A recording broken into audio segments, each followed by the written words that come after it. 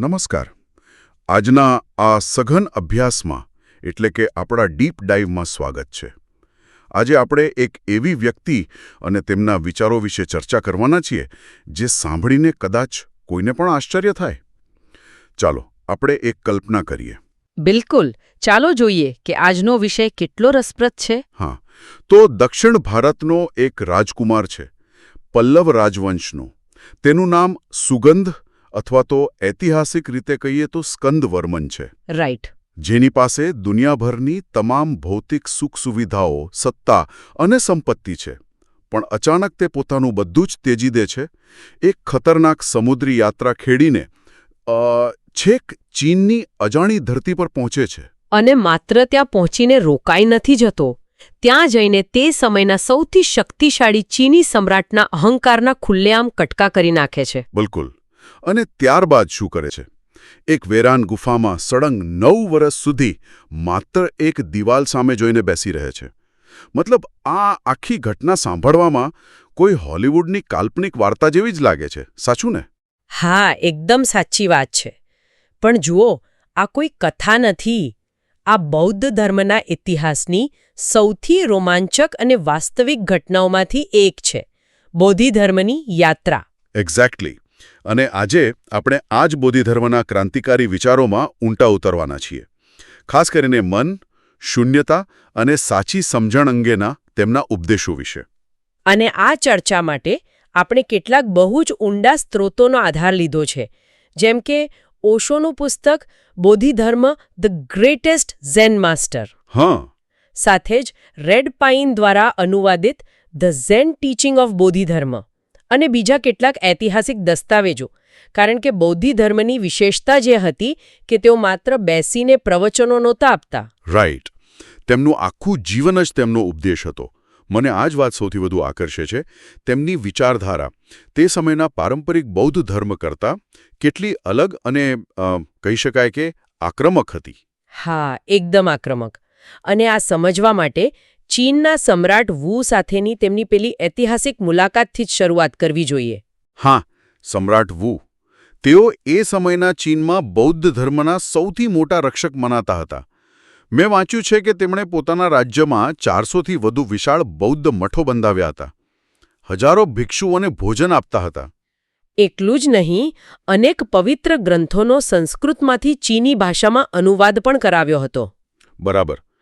તો જ્યારે બોધિધર્મ તેમના દરબારમાં પહોંચ્યા ત્યારે સમ્રાટ વુએ અત્યંત ગર્વ સાથે તેમને પૂછ્યું. તેમણે પૂછ્યું કે આ બધા મહાન ધાર્મિક કાર્યોથી મને કેટલું પુણ્ય મળ્યું હશે? અને બોધિધર્મે શું જવાબ આપ્યો? તેમણે એકદમ સીધો, સચોટ અને હચમચાવી નાખે તેવો જવાબ આપ્યો. તેમણે કહ્યું, કોઈ પુણ્ય નથી. અરે વાહ! કલ્પના કરો એ દરબારના દ્રશ્યની. સમ્રાટને તો પૂરેપૂરી અપેક્ષા હતી કે આ ભારતથી આવેલો મહાન ભિક્ષુ તેમના વખાણ કરશે, કોઈ વિશેષ આશીર્વાદ આપશે અથવા સ્વર્ગની ખાતરી આપશે. પણ બોધિધર્મે તો એક જ વાક્યમાં સમ્રાટના વર્ષોના ધાર્મિક અહંકારને તોડી પાડ્યો. બિલકુલ. અને ઓશો આ ઘટનાનું બહુ જ સુંદર વિશ્લેષણ કરે છે. ઓશોના મતે જ્યારે કોઈ પણ કાર્ય, ભલે તે કેટલું પણ પવિત્ર કે પરોપકારી કેમ ન દેખાતું હોય, જો તેની પાછળ પુરસ્કાર મેળવવાની અપેક્ષા હોય, એટલે કે કોઈ સ્વાર્થ હોય, હા, જો પુણ્ય કમાવાની અપેક્ષા છુપાયેલી હોય, તો તે ખરેખર ધાર્મિક કાર્ય રહેતું જ નથી. તે માત્ર અહંકારનો ખોરાક બની જાય છે. આ સાંભળીને મને એવું લાગે છે કે સમ્રાટ વુ ધર્મને એક આધ્યાત્મિક બેંક એકાઉન્ટની જેમ વાપરી રહ્યા હતા. આધ્યાત્મિક બેંક એકાઉન્ટ? હા. બહુ સરસ ઉદાહરણ આપ્યું તમે. હા, મતલબ જાણે કોઈ વ્યક્તિ સારા કર્મો જમા કરતો જાય, મંદિરો કે મઠો બંધાવતો જાય અને તેના બદલામાં સ્વર્ગની ટિકિટ ખરીદવાની ગણતરી રાખે. બરાબર. અને બોધિધર્મ એ જ સમજાવવા માંગતા હતા કે ધર્મ કોઈ વ્યાપાર નથી. સમ્રાટ વુના કાર્યો પાછળ સતત હું કરું છું અને મને આનો લાભ મળશે એવી ગણતરી ચાલતી હતી. એટલે જ્યાં સુધી હું અને મારું અકબંધ છે ત્યાં સુધી પુણ્ય કેવી રીતે હોઈ શકે? એક્ઝેક્ટલી. પણ જુઓ, અહીં મારો એક બહુ મોટો પ્રશ્ન ઊભો થાય છે. હા, બોલો. જ્યારે સમ્રાટે અકળાઈને પૂછ્યું કે જો મારા કાર્યોનું કોઈ પુણ્ય નથી તો પછી ધર્મનો સર્વોચ્ચ સિદ્ધાંત શું છે, ત્યારે બોધિધર્મે જવાબ આપ્યો કે વિશાળ શૂન્યતા, કશું જ પવિત્ર નથી. રાઈટ. અને જ્યારે સમ્રાટે ગુસ્સે થઈને પૂછ્યું કે તો પછી મારી સામે આ કોણ ઊભું છે, ત્યારે તેમણે કહ્યું, મને ખબર નથી. હવે મને એ સમજાવો કે જો બધું શૂન્ય જ છે, જો કશું જ પવિત્ર નથી, તો પછી ધ્યાન કરવું, સારા કાર્યો કરવા, આ બધાનો અર્થ શું છે? આ આખો વિચાર એકદમ નિરાશાવાદી નથી લાગતો? હું સમજી શકું છું કે બહારથી જોતા આ કોઈને પણ નિરાશાવાદ લાગી શકે, પણ વાસ્તવમાં આ પરમ મુક્તિની વાત છે. એ કેવી રીતે? જુઓ, શૂન્યતા શબ્દને પશ્ચિમી ફિલોસોફીના નિરાશાવાદ સાથે ભેળવી દેવાની બહુ મોટી ભૂલ થતી હોય છે. બૌદ્ધ ધર્મમાં શૂન્યતાનો અર્થ એવો નથી કે દુનિયામાં કંઈ જ અસ્તિત્વ ધરાવતું નથી. તો પછી સાચો અર્થ શું છે? શૂન્યતાનો અર્થ છે કે કોઈ પણ વસ્તુ કાયમી નથી. કોઈ પણ વસ્તુનું સ્વતંત્ર અને શાશ્વત અસ્તિત્વ નથી. બધું જ સતત બદલાઈ રહ્યું છે. એટલે કે પરિવર્તનશીલ છે. બિલકુલ. અને તેથી કોઈ પણ વસ્તુમાં, પછી તે ભૌતિક સંપત્તિ હોય કે સારા કર્મોના ફળ હોય, તેમાં આસક્તિ ન હોવી જોઈએ. જ્યારે બોધિધર્મ કહે છે કે કશું જ પવિત્ર નથી, ત્યારે તેઓ એક ભેદ ભૂંસવા માંગતા હતા. કેવો ભેદ? કે જ્યાં સુધી પવિત્ર અને અપવિત્રનો ભેદ છે, ત્યાં સુધી મનમાં દ્વંદ્વ રહેશે, સંઘર્ષ રહેશે. રાઈટ. અને પેલો જવાબ કે મને ખબર નથી, પોતાની જાત માટે કોઈ આવું કેવી રીતે કહી શકે? એ બોધિધર્મનો સૌથી ઊંડો જવાબ હતો. જ્યારે તેઓ કહે છે કે મને ખબર નથી, ત્યારે તેઓ સમજાવી રહ્યા છે કે આપણું સાચું સ્વરૂપ કોઈ નામ, કોઈ પદ કે ઓળખની વ્યાખ્યામાં બંધાતું નથી. એટલે કે કોઈ લેબલ નથી. સાચી વાત. અહંકાર જ કહે છે કે હું એક ભિક્ષુ છું, કે હું સમ્રાટ છું. સાચી ચેતના તો માત્ર એક અરીસા જેવી છે, જે કોઈ વ્યાખ્યા પકડી રાખતી નથી. તે માત્ર જુએ છે. અરે વાહ! એટલે કે સમ્રાટ વુ શબ્દો અને ગણતરીઓમાં ખરાબ રીતે અટવાયેલા હતા, અને બોધિધર્મ તેમને પિંજરામાંથી બહાર કાઢવા માંગતા હતા. પણ સમ્રાટ વુ આ ગહન અર્થ ન સમજી શક્યા. હા, અને તેથી જ બોધિધર્મ ત્યાંથી ઉત્તર તરફ ચાલ્યા ગયા. શાઓલિન મઠ પાસે વુરુ પીક નામની પહાડી પર પહોંચ્યા. અહીંથી તેમની યાત્રાનો એક નવો અને કદાચ સૌથી આશ્ચર્યજનક તબક્કો શરૂ થાય છે. હા, જ્યાં શબ્દો કામ ન લાગ્યા, ત્યાં તેમણે પોતાના આચરણથી સાચું ધ્યાન શું છે તે બતાવ્યું. બરાબર. તેમણે એક ગુફામાં જઈને 9 વર્ષ સુધી માત્ર દિવાલ સામે જોઈને બેસી રહેવાનું શરૂ કર્યું. સળંગ 9 વર્ષ? અને આ સમયગાળાની એક બહુ પ્રચલિત દંતકથા છે. આપણા શ્રોતાઓમાંથી ઘણાએ કદાચ સાંભળી પણ હશે. એવું કહેવાય છે કે સળંગ ધ્યાન કરતી વખતે જ્યારે તેમને ઊંઘ આવવા લાગી, ત્યારે જાગૃત રહેવા માટે તેમણે પોતાની પાંપણો કાપી નાખી. હા, અને એવી પણ વાર્તા છે કે પાંપણો જ્યાં જમીન પર પડી, ત્યાંથી ચાના છોડ ઉગી નીકળ્યા. બરાબર. હવે હું અહીં થોડો વિરોધ નોંધાવવા માંગીશ. મતલબ, આ સાંભળવામાં અત્યંત એક્સ્ટ્રીમ અને જાતને ત્રાસ આપવા જેવું નથી લાગતું? ઘણું એક્સ્ટ્રીમ લાગે. બૌદ્ધ ધર્મ એટલે તો કરુણા અને મધ્યમ માર્ગ. તો પછી સાચી જાગૃતિ મેળવવા માટે શરીરને આટલી હદે નકારવું, પોતાની જાતને આવી ક્રૂર સજા આપવી કેમ? આ તો એકદમ શરીર વિરોધી અભિગમ લાગે છે. લોકો અવારનવાર આ દંતકથા વાંચીને આ જ ભૂલ કરે છે. તેમને લાગે છે કે આ શરીરને સજા આપવાની વાત છે. તો શું છે સાચી વાત? વાસ્તવમાં બોધિધર્મ શરીરની વિરુદ્ધ બિલકુલ ન હતા. આ આખો જંગ ઊંઘની વિરુદ્ધ હતો. અને અહીં ઊંઘનો અર્થ રાત્રે પથારીમાં લેવાની શારીરિક ઊંઘ પૂરતો સીમિત નથી. અચ્છા. અહીં ઊંઘ એટલે બેભાન અવસ્થા. આપણે જે યાંત્રિક રીતે રોજિંદુ જીવન જીવીએ છીએ ને, તે અજાગૃતિ. ઓહ, એટલે આ એક મેટાફર છે. બિલકુલ. પાંપણો કાપવી એક રૂપક છે, જે એ દર્શાવે છે કે જાગૃત રહેવા માટે, વર્તમાન ક્ષણમાં પૂરેપૂરા હાજર રહેવા માટે તેઓ કોઈ પણ હદે જવા તૈયાર હતા. આ મેટાફરવાળી વાત તો સમજાય તેવી છે, પણ પેલી દિવાલવાળી વાતનું શું? દિવાલ સામે જોઈ રહેવાથી શું મળે? અહીં ઓશોના પુસ્તકમાંથી એક બહુ જ મહત્વનો સંદર્ભ આપણને મળે છે. ઓશો સ્પષ્ટ કરે છે કે અંગ્રેજી અનુવાદોમાં જ્યાં જ્યાં માઇન્ડ એટલે કે મન શબ્દ વપરાયો છે, તેને બોધિધર્મના સંદર્ભમાં નો માઇન્ડ એટલે કે અમન તરીકે વાંચવો જોઈએ. અમન? હા, એટલે મનનું ન હોવું. હા. દિવાલ પર ધ્યાન ધરવું એટલે દિવાલ વિશે વિચારવું એવો અર્થ નથી. તેનો અર્થ છે પોતાના મનને દિવાલ જેવું સ્થિર અને અડગ બનાવવું. રાઈટ. આપણું સામાન્ય મન શું છે? તે માત્ર ભૂતકાળની સ્મૃતિઓ અને ભવિષ્યની કલ્પનાઓનો એક સતત વહેતો પ્રવાહ છે. સતત ચાલતો અવાજ. એક્ઝેક્ટલી. અને જ્યારે મન આ વિચારોથી મુક્ત થઈ જાય, જ્યારે અંદર કોઈ હલચલ ન હોય, ત્યારે જે અવસ્થા જન્મે છે તેને અમન કહેવાય છે. પણ એક મિનિટ, જો મન જ ન હોય તો માણસ રોજિંદુ કામ કેવી રીતે કરે? કોઈ પણ નિર્ણય કેવી રીતે લે? આ જ તો સૌથી મોટી ગેરસમજ છે. અમનનો અર્થ બુદ્ધિહીન થઈ જવો એવો નથી. અમન એટલે વિચારોના ભાર વિનાનું મન. મને થોડું વધુ સમજાવશો? જુઓ, જ્યારે તમે કાર ચલાવો છો અને જો તમે ડ્રાઇવિંગમાં સંપૂર્ણપણે પારંગત હોવ, તો શું તમે દરેક ગિયર બદલતી વખતે વિચાર કરો છો? ના, એ તો બસ આપમેળે જ થવા લાગે છે. બસ, ત્યાં માત્ર ક્રિયા હોય છે, વિચાર નહીં. આ જ રીતે અમનની અવસ્થામાં વ્યક્તિ સંપૂર્ણ વર્તમાનમાં રહે છે. સાચું બુદ્ધત્વ કોઈ બહારથી પ્રાપ્ત કરવાની સિદ્ધિ નથી. તો શું છે? તે માત્ર મનની ધૂળ સાફ કરવાની પ્રક્રિયા છે. ધૂળ સાફ થતાં જ અરીસો પોતાની મેળે ઝળહળી ઉઠે છે. આ ઉદાહરણથી વાત એકદમ સ્પષ્ટ થઈ ગઈ. આ તો એવી વાત થઈ કે જાણે સ્ક્રીન પરથી બધી જ ફિલ્મો અને ચિત્રો હટી જાય અને માત્ર એક કોરી, સ્થિર સ્ક્રીન બચે. બિલકુલ. પણ આ બધું બોલવામાં બહુ સરળ લાગે છે. જ્યારે કોઈ સામાન્ય વ્યક્તિની અંદર અશાંતિ હોય ત્યારે આ નો માઇન્ડની અવસ્થાનો વ્યવહારુ ઉપયોગ કેવી રીતે થઈ શકે? આ પ્રશ્નનો જવાબ આપણને બોધિધર્મના પ્રથમ શિષ્ય હુઈકેની વાર્તા પરથી મળે છે. હુઈકેનો પ્રસંગ કદાચ ઝેન પરંપરાનો સૌથી મહત્વપૂર્ણ પ્રસંગ છે. મેં આના વિશે વાંચ્યું છે. હુઈકે નામનો એક મહાન વિદ્વાન હતો. તેણે બૌદ્ધ ધર્મના અનેક ગ્રંથો વાંચ્યા હતા, છતાં તેને શાંતિ નહોતી મળી. રાઈટ. તે કડકડતી ઠંડીમાં, બરફમાં બોધિધર્મની ગુફા બહાર ઊભો રહ્યો. તેણે આજીજી કરી કે મારું મન ખૂબ અશાંત છે, કૃપા કરીને તેને શાંત કરો. અને બોધિધર્મે કોઈ મંત્ર ના આપ્યો, કોઈ ઉપદેશ ના આપ્યો. તેમણે બહુ જ આશ્ચર્યજનક વાત કહી. હા, તેમણે કહ્યું કે તારું મન મારી પાસે લાવ, હું તેને શાંત કરી દઈશ. આ વાક્ય ખરેખર એક મનોવૈજ્ઞાનિક માસ્ટર સ્ટ્રોક હતો. બિલકુલ, કારણ કે પછી હુઈકે પોતાની અંદર ખૂબ શોધ્યું. આંખો બંધ કરીને તેણે પોતાના અશાંત મનને પકડવાની કોશિશ કરી, પણ તેને મન ક્યાંય મળ્યું નહીં. જ્યારે તેણે હારીને કહ્યું કે મને મારું મન મળતું નથી, હું તેને પકડી શકતો નથી, ત્યારે બોધિધર્મે શાંતિથી કહ્યું કે જો, મેં તારું મન શાંત કરી દીધું છે. વાહ! આ પ્રસંગ મને એક બહુ સુંદર ઉદાહરણની યાદ અપાવે છે. આ તો જાણે અંધારામાં ટોર્ચ લઈને અંધારું શોધવા જવા જેવું છે.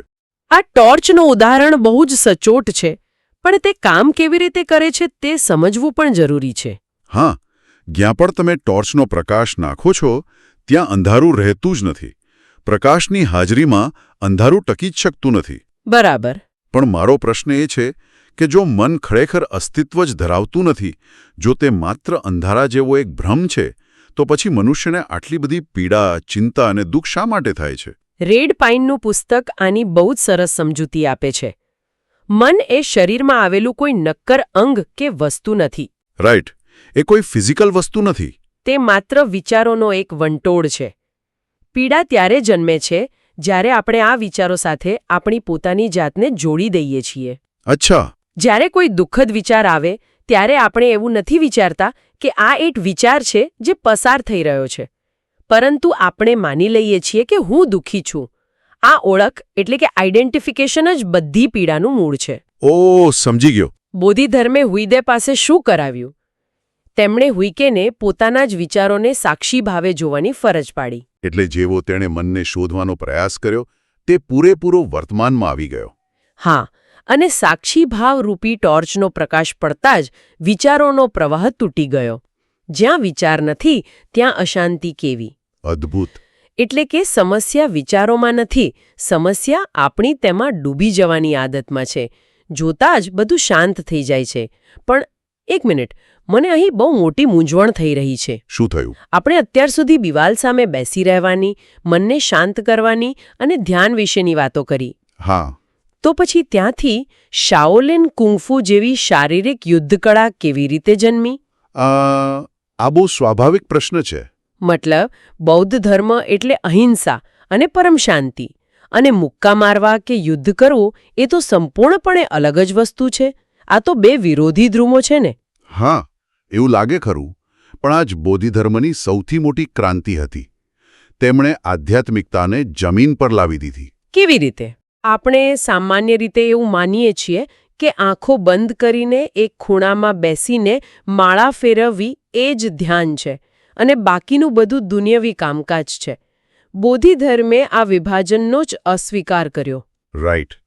મેં સાંભળ્યું છે કે જ્યારે બોધિધર્મ શાઓલિન મઠમાં હતા ત્યારે તેમણે જોયું કે ત્યાંના સાધુઓ કલાકો સુધી ધ્યાન કરતા, પણ તે દરમિયાન તેઓ વારંવાર ઊંઘી જતા હતા. હા, અથવા તો શારીરિક રીતે નબળા પડીને બીમાર પડતા હતા. અને બોધિધર્મે સ્પષ્ટ જોયું કે નબળા અને બીમાર શરીરમાં સાચી જાગૃતિ ક્યારે ટકી શકે નહીં. સાચી વાત. આધ્યાત્મિકતાનો અર્થ શરીરને નબળું પાડવું એવો બિલકુલ નથી. શરીર અને ચેતના બંને એક જ સિક્કાની બે બાજુ છે. એટલે જ તેમણે શારીરિક તાલીમ શરૂ કરાવી. બિલકુલ. તેમણે ભારતમાં શીખેલી કલરીપયટ્ટુ જેવી પ્રાચીન યુદ્ધ કળાથી પ્રેરિત થઈને સાધુઓને કેટલાક વ્યાયામ શીખવ્યા, જેને 18 લોહાન હેન્ડ્સ તરીકે ઓળખવામાં આવે છે.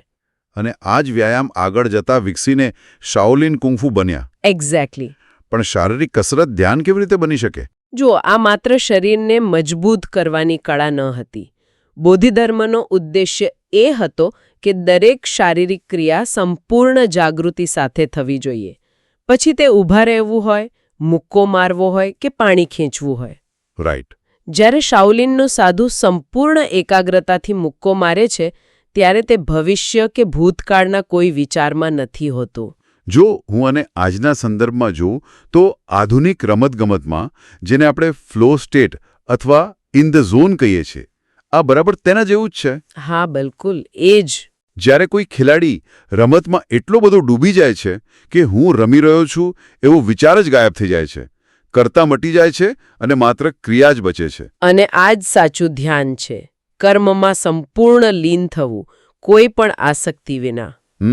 બોધિધર્મે શીખવ્યું કે પવિત્ર અને અપવિત્ર વચ્ચે કોઈ ભેદ નથી. જો તમે સંપૂર્ણ જાગૃતિ સાથે કચરો વાળો છો તો તે પણ એટલું જ પવિત્ર ધ્યાન છે જેટલું આંખો બંધ કરીને બેસવું. શાઓલિન કુંફુ એ જાગૃતિને ગતિમાં મૂકવાની કળા હતી. આ વિચાર ખરેખર ક્રાંતિકારી છે કે જીવનની દરેક ક્ષણ ધ્યાન બની શકે છે. હા, અને આટલી ઊંડી વાતોની કોઈ શિષ્ય કેટલી હદે સમજી શક્યો છે તે જાણવા માટે બોધિધર્મે પોતાના જીવનના અંતિમ વર્ષોમાં એક કસોટી લીધી હતી. મને લાગે છે કે આ પ્રસંગ સાચી સમજણનો સાર રજૂ કરે છે. બરાબર. ઝેન ઇતિહાસમાં આ સ્કિન, ફ્લેશ, બોન એન્ડ મેરોના પ્રસંગ તરીકે બહુ જ પ્રખ્યાત છે. તે દર્શાવે છે કે જ્ઞાનના અલગ અલગ સ્તરો કેવા હોય છે. મેં આ વાંચ્યું છે. બોધિધર્મે પોતાના શિષ્યોને બોલાવ્યા અને પૂછ્યું કે તેઓ સત્ય વિશે શું સમજ્યા છે. હા. એક શિષ્યએ બૌદ્ધ સિદ્ધાંતોનું લાંબુ વિવરણ કર્યું. ત્યારે બોધિધર્મે કહ્યું કે તને મારી ચામડી મળી છે. રાઈટ. એટલે કે માત્ર બહારનું પડ. હા. પછી બીજા એક શિષ્યએ થોડો વધુ ગહન જવાબ આપ્યો તો બોધિધર્મે કહ્યું કે તને મારું માંસ મળ્યું છે. ત્રીજાએ કહ્યું કે સત્ય કોઈ સિદ્ધાંત નથી, તે માત્ર શૂન્ય છે. બોધિધર્મે તેને કહ્યું કે તને મારા હાડકાં મળ્યા છે. અને પછી હુઈકેનો વારો આવ્યો. હા, પણ હુઈકે કંઈ જ બોલ્યો નહીં. તે માત્ર આગળ આવ્યો, તેણે ઊંડા મૌન સાથે પ્રણામ કર્યા અને પોતાની જગ્યાએ પાછો ફર્યો. વાહ! આ જોઈને બોધિધર્મે તેને પોતાનો ઉત્તરાધિકારી બનાવ્યો અને કહ્યું કે તને મારી મજ્જા પ્રાપ્ત થઈ છે, મતલબ કે મેરો. આ પ્રસંગ એ વાત પર મોહર મારે છે કે સૌથી ઊંડું સત્ય ક્યારે શબ્દોમાં વર્ણવી શકાતું નથી. ચામડી, માંસ અને હાડકાં એ બૌદ્ધિક સમજણના અલગ અલગ બાહ્ય સ્તરો છે. એટલે લોકો પુસ્તકો વાંચીને સારી વાતો કરી શકે છે, પણ તે માત્ર સપાટી પરનું જ્ઞાન છે. એક્ઝેક્ટલી. હુઈકેનું મૌન એ શબ્દોનો અભાવ ન હતો, તે એક સીધો અને જીવંત અનુભવ હતો. સત્યને સમજવા માટે મૌન જ સૌથી સચોટ ભાષા છે. હવે જો આપણે આ બધી જ વાતોનો સાર કાઢીએ તો આજના સમયમાં કોઈ સામાન્ય વ્યક્તિ માટે આ બધું શા માટે મહત્વનું છે? આપણે થોડું વિચારીએ તો. હા, આજના સમય સાથે જોડવું બહુ જ જરૂરી છે. આજે આપણે એવા યુગમાં જીવીએ છીએ જ્યાં માહિતીનો અતિરેક છે. સ્માર્ટફોન અને ઇન્ટરનેટ દ્વારા ચારે બાજુથી માહિતીનો ધોધ વહી રહ્યો છે. લોકો સોશિયલ મીડિયા પર સતત લાઇક્સ, કમેન્ટ્સ અને લોકોની માન્યતા એટલે કે વેલિડેશન શોધતા રહે છે. સાચી વાત. આધુનિક સમયનું પેલું પૂર્ણવ છે ને, જે સમ્રાટ વુ શોધી રહ્યા હતા. અરે હા, બહુ સરસ સરખામણી કરી તમે. દરેક વ્યક્તિ કંઈક બનવા, દુનિયાને કંઈક સાબિત કરવા માંગે છે અને તેના કારણે સતત માનસિક તાણમાં જીવે છે. આવા સમયમાં બોધિધર્મનો આ સંદેશ કે તમારી અંદર જ બુદ્ધ સ્વભાવ છે, તમારે કંઈ જ બનવાનું નથી, બસ જે છો તેને પૂરેપૂરી જાગૃતિથી જોવાનું છે. રાઈટ. આ વાત માનસિક શાંતિ માટે કોઈ સંજીવની બૂટીથી કમ નથી. આપણે બહાર કંઈ જ શોધવાનું નથી, માત્ર આપણી અંદરની ધૂળ સાફ કરવાની છે. બિલકુલ. અને તમે જે સોશિયલ મીડિયાનું ઉદાહરણ આપ્યું તે બહુ જ યોગ્ય છે. આપણે સતત બહારની દુનિયામાં માન્યતા શોધીએ છીએ. બોધિધર્મ આપણને શીખવે છે કે જો તમે અંદરથી ખાલી હશો તો બહારની કોઈ પણ વસ્તુ તમને ભરી શકશે નહીં. કેટલી ઊંડી વાત છે. પરંતુ જો તમે વર્તમાન ક્ષણમાં તમારી પોતાની જાગૃતિમાં સ્થિર થઈ જાઓ તો બહારની અફરાતફરી તમને સ્પર્શી પણ નહીં શકે. આજના રસપ્રદ અને ગહન વિશ્લેષણનો અંત આપણે એક એવી દંતકથા સાથે કરીશું જે મનને વિચારતું કરી મૂકે. હા, એ વાર્તા જે ખરેખર બહુ જ રહસ્યમય છે. સ્ત્રોતોમાં એવો ઉલ્લેખ જોવા મળે છે કે બોધિધર્મના મૃત્યુના 3 વર્ષ બાદ સોંગ યુન નામના એક ચીની અધિકારીએ તેમને પામીરના પહાડોમાં પશ્ચિમ તરફ એટલે કે ભારત તરફ ચાલતા જતા જોયા હતા. અને સૌથી આશ્ચર્યની વાત એ હતી કે બોધિધર્મના હાથમાં માત્ર એક જ જૂતું હતું. હા, માત્ર એક જ જૂતું. જ્યારે આ વાતની ખરાઈ કરવા માટે સમ્રાટના આદેશથી તેમની કબર ખોલવામાં આવી ત્યારે તેમાં બોધિધર્મનો મૃતદેહ ન હતો. માત્ર એક જ જૂતું મળ્યું હતું. વિચારો કે જે માણસે આખી જિંદગી લોકોને એ સમજાવવામાં કાઢી કે તમે આ શરીર નથી, તે જતા જતા પણ કેવો મોટો મજાક કરતો ગયો. આ ખરેખર એક અદ્ભુત પ્રતીક છે. તે જૂતું છોડીને એ સંદેશ આપવા માંગતા હતા કે આ ભૌતિક શરીર એ માત્ર એક ઉતારીને ફેંકી દીધેલા જૂતા સમાન છે અને સાચી ચેતના ક્યારેય કોઈ કબરમાં પુરાઈ રહેતી નથી. રાઈટ. તે પોતાની અનંત યાત્રા પર આગળ વધી જાય છે. વાહ, મૃત્યુ પણ માત્ર એક ભ્રમ છે એ સમજાવવાની આનાથી વધુ શક્તિશાળી રીત કઈ હોઈ શકે?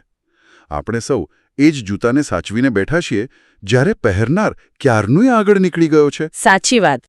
આ ગહન અને હચમચાવી નાખે તેવા વિચાર સાથે આપણે આજની આ સફર પૂરી કરીએ છીએ. બોધિધર્મની આ યાત્રા માત્ર ભૂતકાળની કોઈ ઐતિહાસિક ઘટના નથી, પરંતુ તે આપણી પોતાની અંદર ચાલી રહેલી ચેતનાની શોધનું જ એક પ્રતિબિંબ છે. બિલકુલ. પોતાના ભ્રમને તોડવાનો અને પૂર્ણ જાગૃત થવાનો આ વિચાર કદાચ આપણા સૌના જીવનમાં એક નવો પ્રકાશ લાવી શકે. તો ફરી મળીશું એક નવા વિષય અને નવા ડીપ ડાઇવ સાથે. નમસ્તે અને સૌને જાગૃતિભર્યા જીવનની મંગળ કામના.